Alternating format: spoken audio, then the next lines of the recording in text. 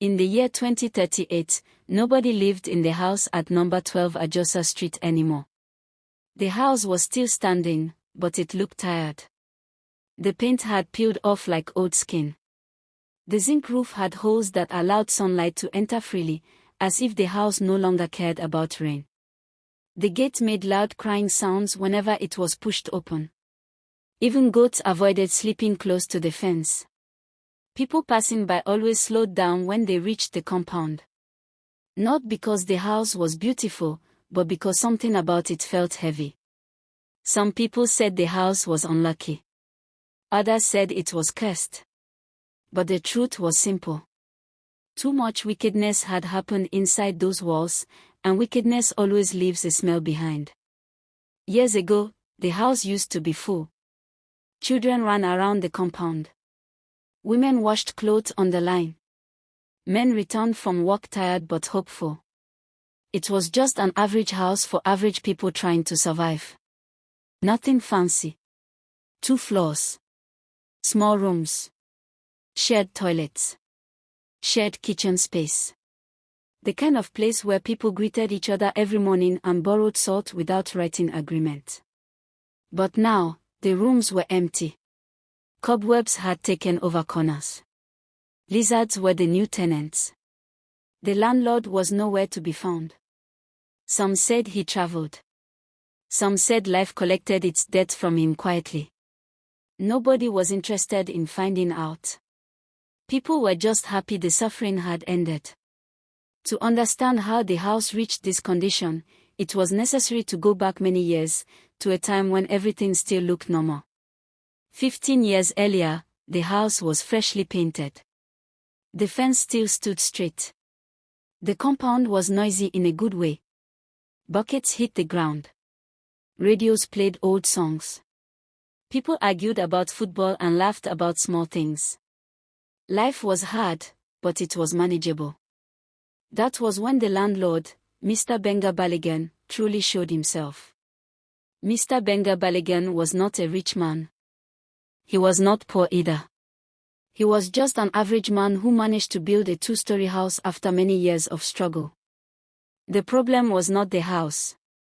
The problem was what entered his head the moment he became a landlord. At first, he behaved like a normal human being. He greeted tenants. He smiled once in a while. He even repaired a broken tap during the early days. The tenants thought they were lucky. They believed they had found a reasonable landlord, the type people prayed for. That belief did not last long. The change did not come suddenly. It came slowly, like fever that starts with small headache. First, he stopped responding politely when tenants complained. Then he started acting as if every problem in the house was a personal attack against him. When a tap leaked, he acted like the tenant had broken it on purpose. When the toilet blocked, he behaved as if people were using it wrongly out of hatred for him. Every issue became an insult. Every request sounded like disrespect. Soon, rules started appearing on the compound wall. The rules were strange. Some were confusing. Some made no sense at all. Visitors were not allowed after early evening, as if adults had bedtime like children.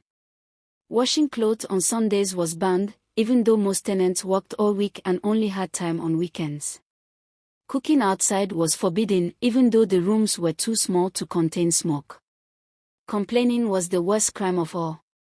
Anyone who complained too much was advised, indirectly and sometimes directly, to leave the house if they were not happy. According to the landlord, the house was not government property. He reminded people of this sentence almost every week, even when nobody asked. As the rules increased, so did the rent. Nothing changed in the house, but the rent kept changing. The roof still leaked. The walls still cracked. The toilet still smelled like punishment. But the rent climbed as if the house was located inside an estate with security and swimming pool. Tenants were confused. They were angry. But they stayed. Because finding another place was expensive. Because moving required money they did not have. Because survival sometimes forces people to manage nonsense. The landlord noticed this weakness, and it fed his wickedness. He became comfortable humiliating tenants openly. He spoke to adults like children. He made people feel small for doing honest work. Those who rode motorcycles, sold food, or did small businesses received special disrespect. According to him, some jobs were not worthy of renting his house. Gradually, fear replaced respect. People began to walk carefully around him. They avoided eye contact. They avoided speaking unless necessary. The compound that once felt like a small community slowly turned into a place where everyone minded their suffering quietly. The funny part was that the landlord believed he was powerful. He believed tenants needed him more than he needed them. He believed money gave him the right to behave anyhow. He believed people would always endure, no matter how badly he treated them. What he did not understand was that patience has an expiry date. The suffering continued in small, daily ways. Light bills came without explanation. Water disappeared without warning. Repairs were ignored with confidence. During rainy season, tenants placed buckets everywhere like decorations. During dry season, they trekked far to fetch water like villagers. Every complaint met silence, insult, or careless excuses. Some tenants left quietly. New ones came, unaware of what awaited them. The house became a cycle of hope and disappointment. People entered with smiles and left with stories they did not want to remember. The landlord did not notice the change around him. He only noticed the money entering his hand. He counted it with happiness. He slept well at night, believing he was smart. But life is patient. It waits. And while he was busy enjoying his small power, something else was growing quietly inside the house. Something that money could not control. Something that rules could not stop. By the time the landlord realized that things were no longer the same, it was already too late. After that day, when the landlord first felt that something was no longer the same, he tried to ignore it. He told himself it was nothing serious.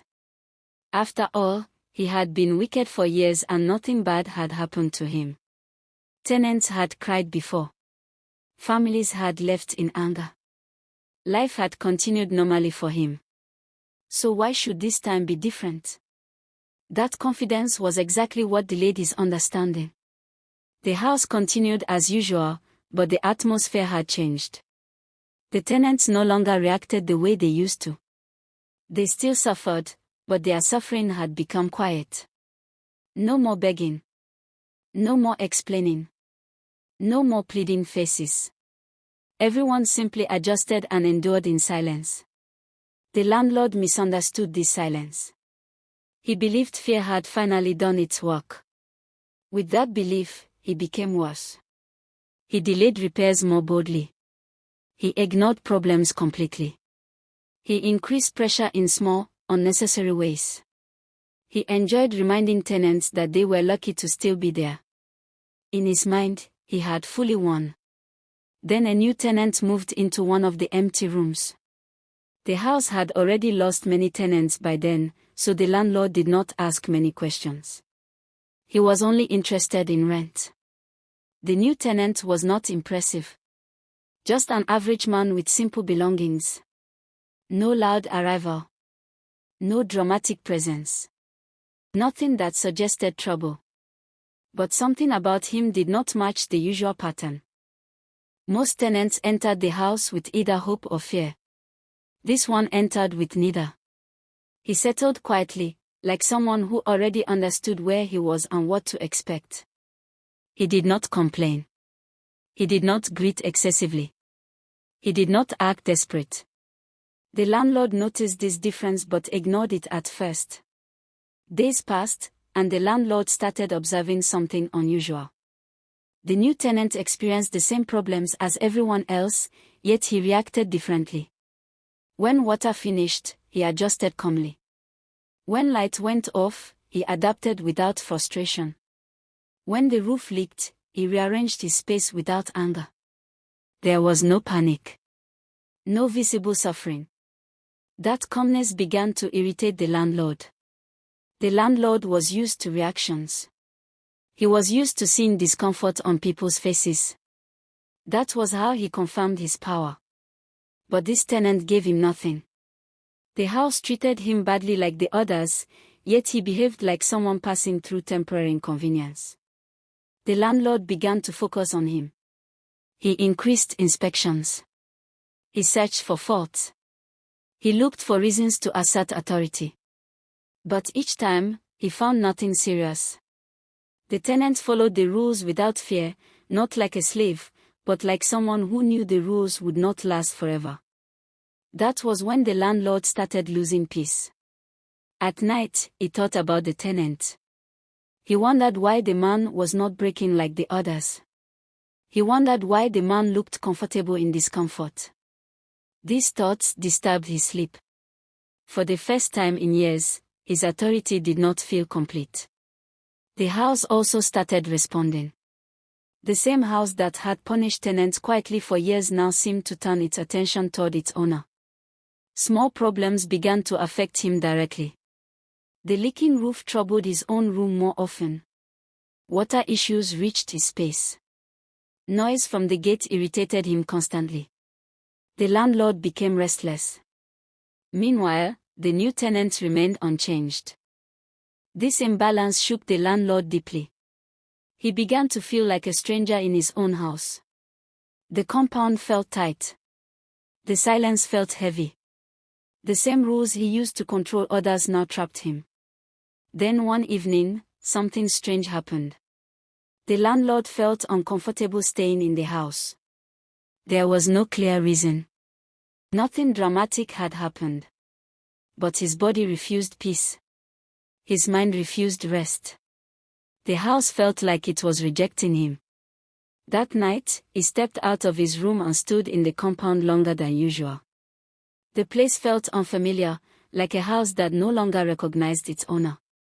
For the first time, the thought crossed his mind that maybe he was no longer in control. By morning, the feeling had not gone away. Instead of reducing, it grew stronger. The landlord began spending less time inside the house. He left early and returned late. Eventually, there were nights he did not return at all. The tenants noticed, but nobody spoke about it. The funny part was that the house felt lighter without him. And deep inside, the landlord knew the truth he was trying to avoid. The house had finally found someone who could stand his wickedness without fear. And that person had unknowingly pushed him out of his own comfort. This was no longer a house of control.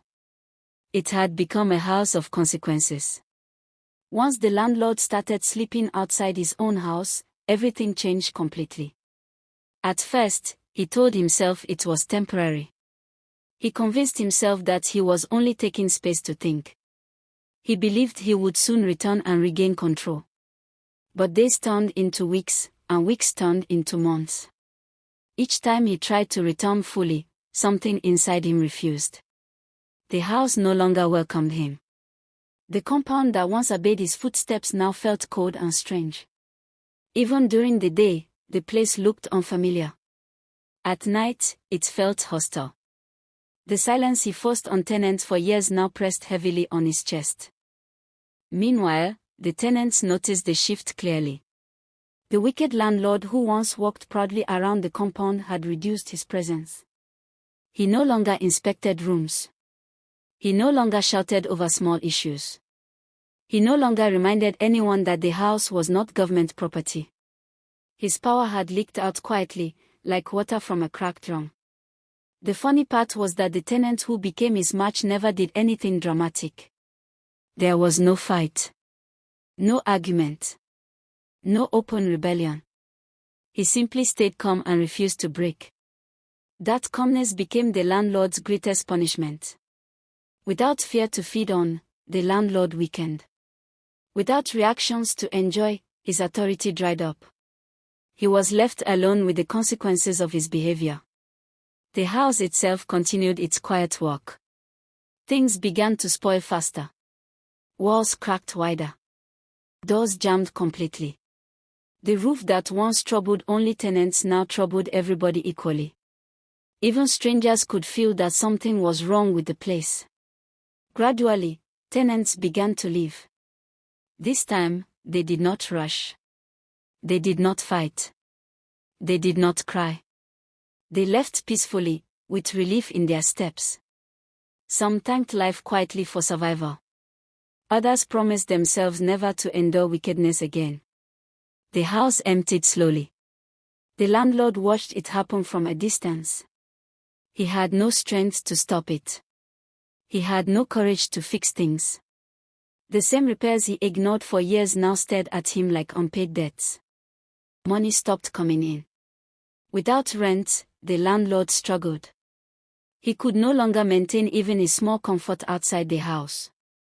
Stress followed him everywhere. Sleep avoided him completely. The pride that once filled his chest disappeared, replaced by regret he refused to accept openly. Eventually, he stopped coming to the house entirely. Days passed without his presence. Weeks followed. The compound became quiet in a different way. Not fearful quiet. Peaceful quiet. The kind of quiet that comes after a storm has passed. That was how the house reached the future people now knew. By the year 2038, number 12 Ajosa Street stood empty. No tenants. No landlord. No noise. Only memories. People passing by could feel it. The house did not look violent. It looked tired. Like something that had seen too much and decided to rest. The suffering had ended, but its marks remained. The landlord never returned. Some people said he moved far away. Others said life taught him lessons he could not escape. Nobody bothered to confirm. His name slowly disappeared from conversations, just like his power disappeared from the house. The lesson remained, though. Wickedness does not always return with noise. Sometimes it returns quietly. Sometimes it waits patiently. Sometimes it uses ordinary people and ordinary houses to teach unforgettable lessons. The house at Ajosa Street did not fall because it was old. It fell because it carried too much wickedness for too long. And when wicked people finally meet their match, they do not lose loudly. They fade.